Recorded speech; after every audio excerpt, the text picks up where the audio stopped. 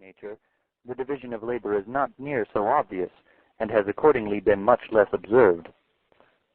To take an example, therefore, from a very trifling manufacture, but one in which the division of labor has been very often taken notice of, the trade of the pen maker. A workman not educated to this business, which the division of labor has rendered a distinct trade, nor acquainted with the use of the machinery employed in it, to the invention of which the same division of labor has probably given occasion, would scarce perhaps with his utmost industry make 1 pin in a day, and certainly could not make 20.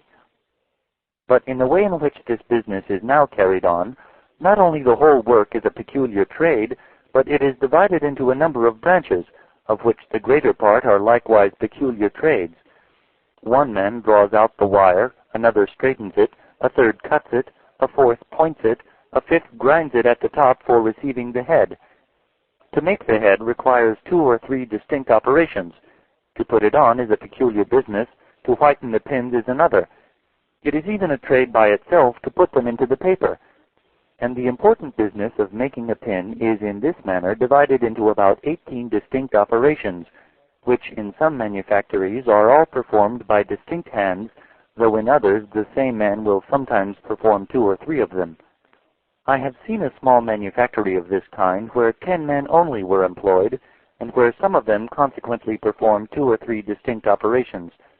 But though they were very poor and therefore but indifferently accommodated with the necessary machinery, they could, when they exerted themselves, make among them about 12 pounds of pins in a day. There are in a pound upwards of 4,000 pins of a middling size. Those 10 persons, therefore, could make among them upwards of 48,000 pins in a day. Each person, therefore, making a 10th part of 48,000 pins might be considered as making 4,800 pins in a day. But if they had all wrought separately and independently, and without any of them having been educated to this peculiar business, they certainly could not each of them have made 20, perhaps not 1 pin in a day. That is, certainly not the 240th, perhaps not the 4,800th part of what they are at present capable of performing in consequence of a proper division and combination of their different operations. In every other art and manufacture, the effects of the division of labor are similar to what they are in this very trifling one, though in many of them the labor can neither be so much subdivided nor reduced to so great a simplicity of operation. The division of labor, however, so far as it can be introduced, occasions in every art a proportionable increase of the productive powers of labor. The separation of different trades and employments from one another seems to have taken place in consequence of this advantage. This separation, too, is generally carried furthest in those countries which enjoy the highest degree of industry and improvement. What is the work of one man in a rude state of society being generally that of several in an improved one. In every improved society, the farmer is generally nothing but a farmer, the manufacturer nothing but a manufacturer. The labor, too, which is necessary to produce any one complete manufacture, is almost always divided among a great number of hands.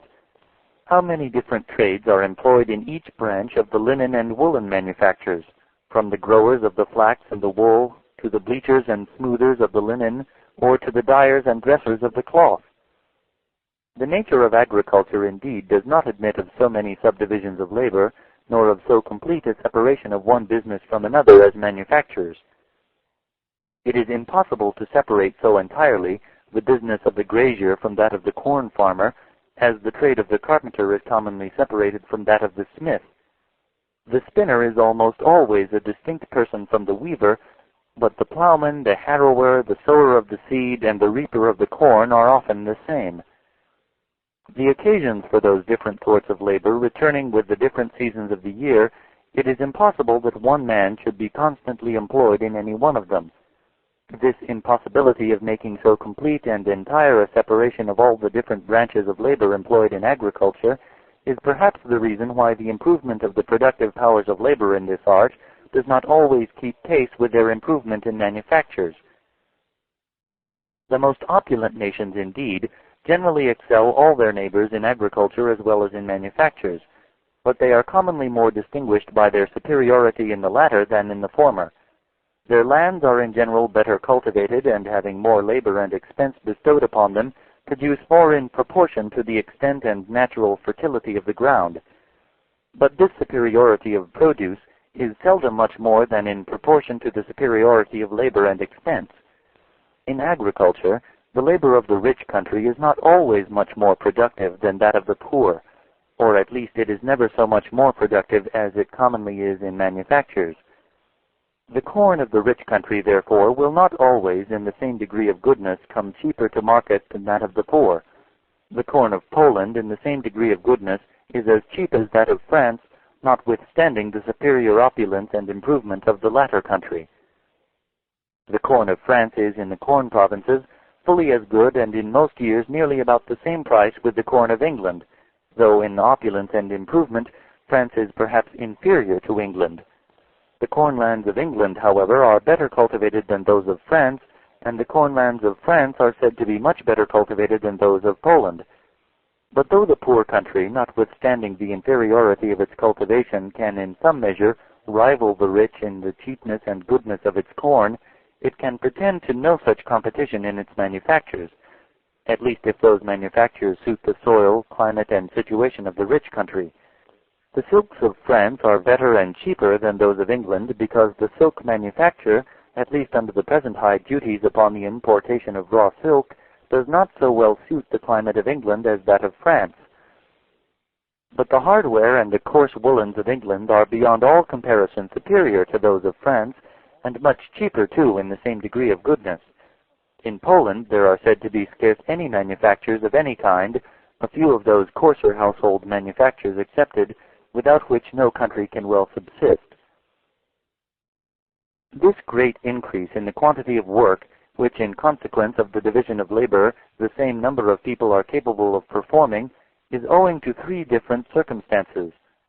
First, to the increase of dexterity in every particular workman. Secondly, to the saving of the time which is commonly lost in passing from one species of work to another. And lastly, to the invention of a great number of machines which facilitate and abridge labor and enable one man to do the work of many. First, the improvement of the dexterity of the workman necessarily increases the quantity of the work he can perform, and the division of labor, by reducing every man's business to some one simple operation, and by making this operation the sole employment of his life, necessarily increases very much the dexterity of the workman. A common smith, who, though accustomed to handle the hammer, has never been used to make nails, if upon some particular occasion he is obliged to attempt it, will scarce, I am assured, be able to make above 200 or 300 nails in a day, and those too very bad ones. A smith, who has been accustomed to make nails, but whose sole or principal business has not been that of a nailer, can seldom, with his utmost diligence, make more than 800 or 1,000 nails in a day.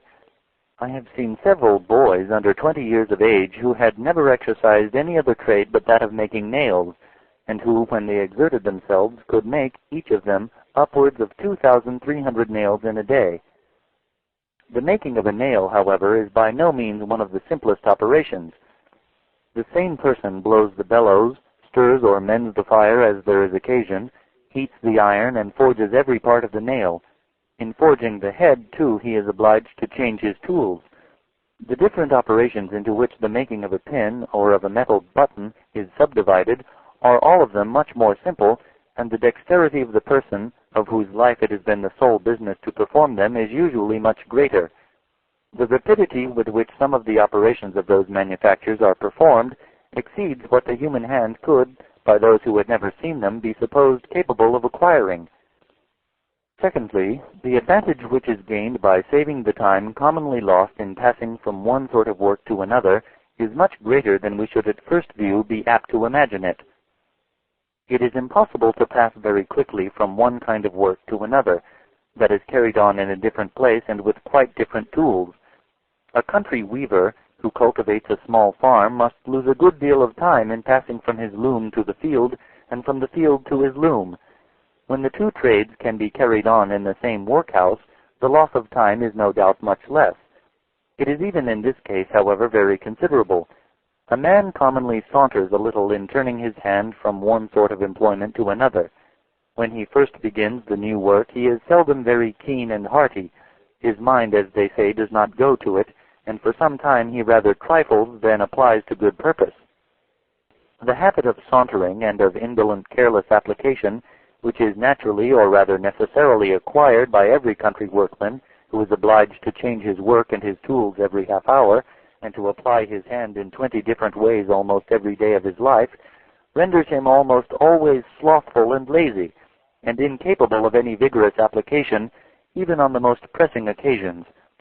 Independent, therefore, of his deficiency in point of dexterity, this cause alone must always reduce considerably the quantity of work which he is capable of performing. Thirdly, and lastly, every body must be sensible how much labor is facilitated and abridged by the application of proper machinery. It is unnecessary to give any example. I shall only observe, therefore, that the invention of all those machines by which labor is so much facilitated and abridged seems to have been originally owing to the division of labor. Men are much more likely to discover easier and readier methods of attaining any object when the whole attention of their minds is directed towards that single object, than when it is dissipated among a great variety of things. But in consequence of the division of labor, the whole of every man's attention comes naturally to be directed towards some one very simple object. It is naturally to be expected, therefore, that some one or other of those who are employed in each particular branch of labor should soon find out easier and readier methods of performing their own particular work wherever the nature of it admits of such improvement. A great part of the machines made use of in those manufactures in which labor is most subdivided were originally the inventions of common workmen, who, being each of them employed in some very simple operation, naturally turned their thoughts towards finding out easier and readier methods of performing it.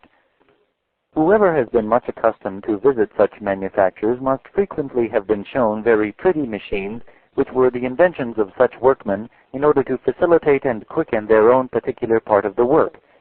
In the first fire engines, a boy was constantly employed to open and shut alternately the communication between the boiler and the cylinder, according as the piston either ascended or descended.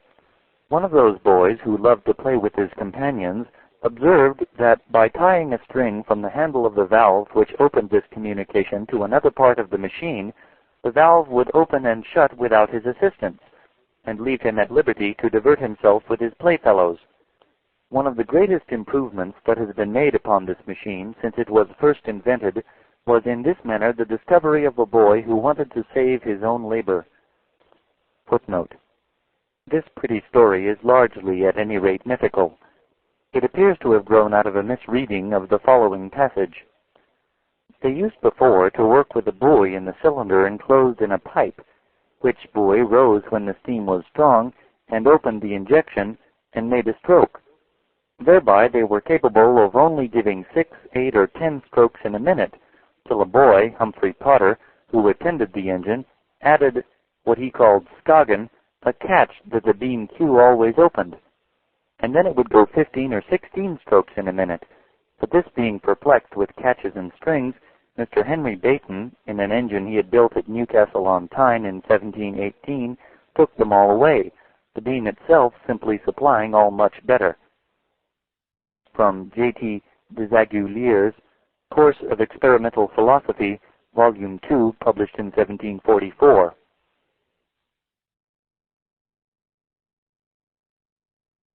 All the improvements in machinery, however, have by no means been the inventions of those who had occasion to use the machines.